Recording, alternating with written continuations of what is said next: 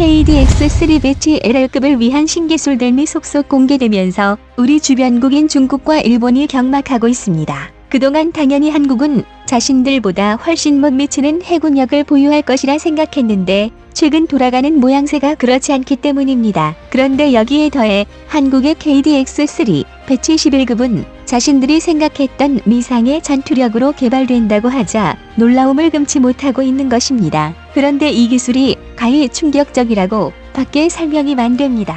바로 다수의 무인 잠수정을 배치해 적이 함선과 잠수함을 따라다니게 만들 수 있기 때문입니다. 오늘은 KDX-3 배치 11급에 들어가는 기술에 주변국이 경막하는 이유에 대해서 알아보겠습니다. 한국의 현대중공업은 지난 2019년 10월 10일 방위사업청과 총 6,766억 원 규모의 KDX-3 배치 11급의 상세 설계 및 건조 계약을 체결했습니다. 초도함은 2024년 11월에 인도될 예정인데요. 기본 재원은 전장 170m, 전쪽 21.4m, 기준 배수량 8,100톤으로 최대 속도는 30노트인 시속 55km/h입니다. 개발사 관계자는 4기의 가스 터빈 엔진 덕분에 실제 35노트급의 속도가 가능하다고 설명하고 있습니다. 기존 세종대왕급은 전장 166m, 전폭 21.4m, 기준 배수량 7,650톤에 비해선 확실히 더 커졌는데요.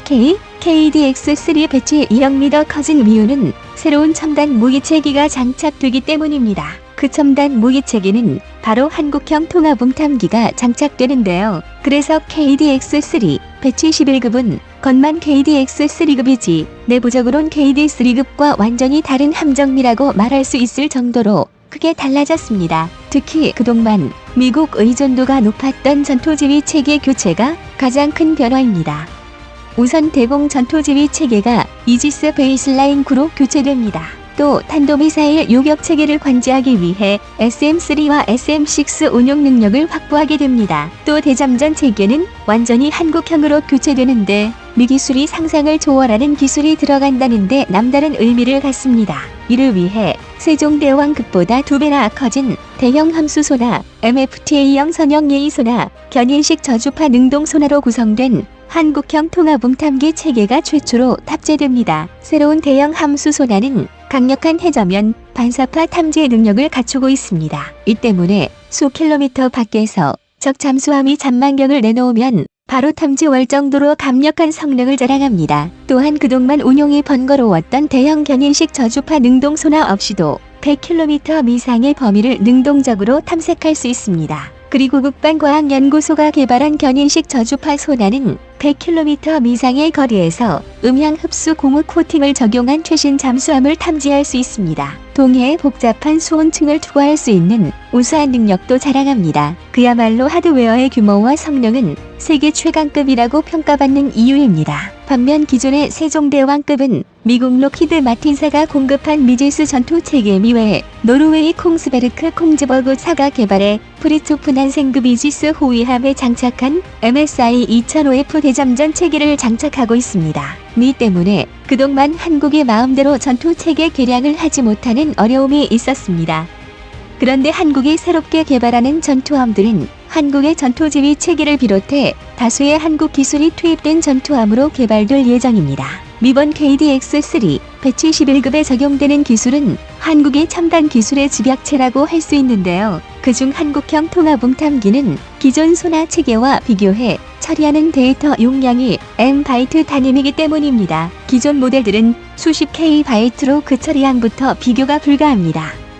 그리고 서유럽 해군의 자랑인 견민식 저주파 등동 소나와 미국 해군이 자랑하는 해저면 반사파용 대형 함수 소나를 함께 사용합니다. 각각 세계 최정상급의 기술만 모아놨으니 세계 최고 성능을 보이는 것은 당연할 수밖에 없습니다. 이것이 가능했던 계기는 2010년 천만함 침몰 사건으로 인해 대잠전 분야에 대해 거의 무조건적인 투자가 허가되었기 때문입니다. 그동안 국방과학연구소는 통합음탐기를 개발하면서 이를 운용할 수 있는 한국형 대잠전 지휘 체계도 동시에 개발해왔습니다. 현재까지 광개토 대왕급 구축함은 영국제 KD컴 전투지휘 시스템을 도입한 이후 흥상모 대잠 로켓을 위한 별도의 운용 시스템을 개발해 개별적으로 연동해 사용해왔습니다. 그 결과 다양한 순화와 무장 체계가 통합적으로 운용되지 못하는 단점이 대두되었습니다. 함정 공간과 밀렵 낭비 묘소가 발생한 것입니다.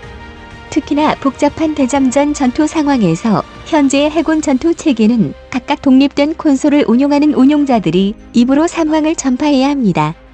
그 전파를 들고 음탐관이 상황을 직접 확인한 후 다시 입으로 대잠용 무기나 기만기 등을 발사하는 과정을 거칩니다.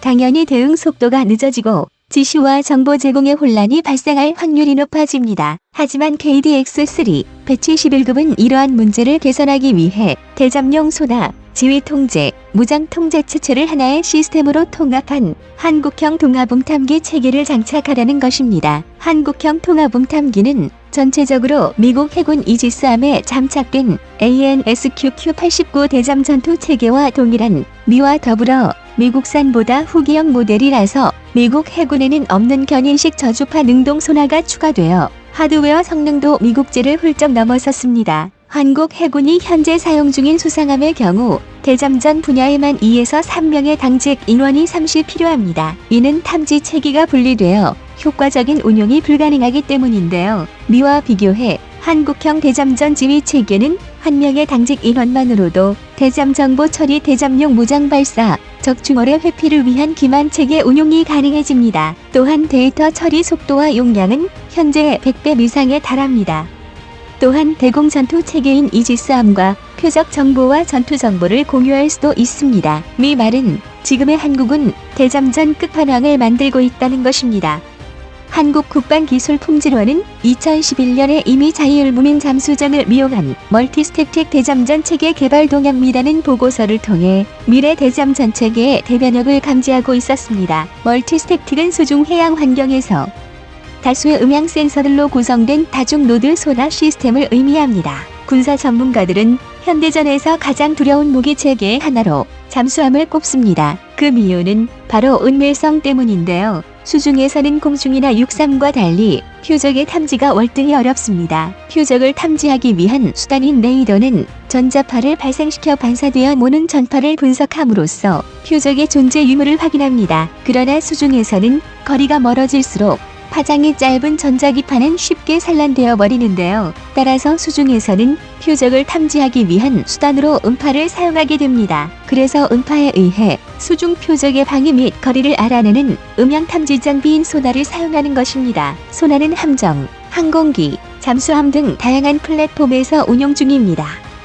특히 항공기는 넓은 해역을 신속히 탐색하고 수중 표적으로부터 탐지 및 공격받을 가능성이 적어 효과적인 운용이 가능합니다. 그 중에서도 대잠 헬기는 현장 상황에 빠르게 대응하고 기동성이 우수해 대잠 임무에 가장 적합한 무기체계로 꼽습니다. 그래서 최근에는 전술적으로 많은 장점을 가지고 있는 대잠 헬기의 추가 도입과 멀티스택틱 기반의 소나체계 도입이 이루어지고 있습니다. 반면 한국 해군의 멀티스택틱에 관한 연구는 천만함 사건 이후 최근에는 함정 사업과 해상 초계기에서 멀티스택틱 장비를 도입해 운용 개념을 발전시키고 있지만 대잠 능력이 우수한 다른 국가에서는 1990년대 후반부터 멀티스택틱 기초 이론에 대한 연구를 시작해 지금까지도 많은 연구가 진행되고 있습니다. 그래서 한국은 선진화된 기술을 받아들이면서 한국만의 독자 기술을 접목시켜 미 기술을 개발해 왔는데요. 미 때문에 한국 해군은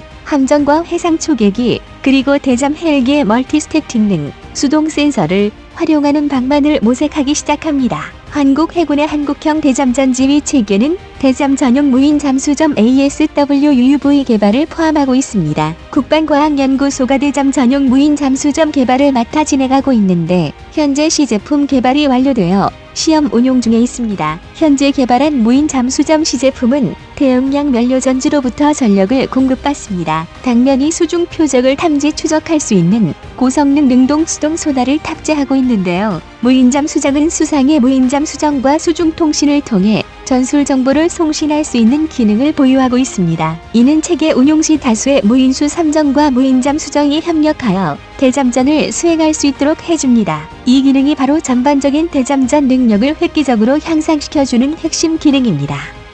해군의 매복 임무가 부여되면 대잠전을 위해 운영자는 시나리오를 입력하고 무민잠 수정을 입수시킵니다. 무민잠 수정은 적 함구 근처 수중에 매복하면서 위협 세력의 출입을 감시합니다. 또 무인 잠수정은 이동 중 나타나는 장애물은 자율적으로 회피하면서 작전 지역으로 이동하는데 이때 수집한 정보를 아군에게 송신합니다. 무인 잠수정은 미리 설정된 탐색 형태로 수동 소나를 이용해 적 잠수함이 항구에서 출항하는지를 탐색합니다. 항구에서 출발하는 적 잠수함을 무인 잠수정이 탐지하면 추적을 시작하는데요. 추적을 마친 무인 잠수정은 탐지된 적 잠수함의 정보를 마군에게 전송하고 약속 장소로 이동해 회수됩니다. 이렇게 대잠 임무를 인계받은 마군은 적 잠수함에 대한 공격을 수행하게 됩니다. 이렇게 보면 장점만 있을 것 같지만 무인 잠수정에도 치명적인 단점이 존재하는데요. 바로 수중에서는 제한된 거리에서 수십 바이트 정도 용량의 메시지만을 음향 통신을 통해서만 교환할 수 있습니다. 즉 잦은 통신 두절 현상과 낮은 대역 폭등과 같은 수중 통신의 물리적 제약으로 인해 무인 잠수정에 대한 지휘 통제가 까다롭다는 것입니다. 그래서 무인 잠수정은 매복 임무가 부여되면 대잠 작전을 위해 운영자가 미리 매복 임무에 대한 시나리오를 입력해주는 것입니다. 그리고 무인 잠수정은 홀로 작전에 투입되지 않습니다.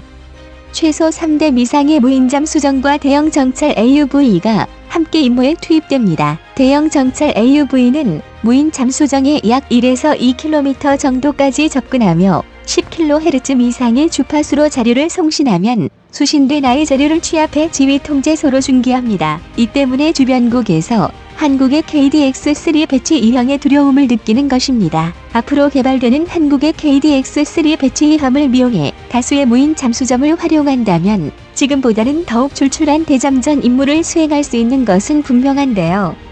한국 해군은 한국형 대잠전 지휘체계 개발과 전략을 기반으로 KDX-3 배치 11급의 한국형 통합음탐기 체계를 장착해 적이 잠수함 탐지 확률을 획기적으로 높인다는 계획입니다. 또 대잠 전용 무인 잠수정 ASWUV 개발을 통한 선제적 반접근 전략으로 한국 주변국의 잠수함을 항구에 묶어두겠다는 전략을 계획하고 있습니다. 그동안 우리 주변국들은 제집인 것 마냥 한국 영해에 들어왔지만 이제는 이런 모든 것들을 한국이 미리 사전에 파악하게 될 것입니다.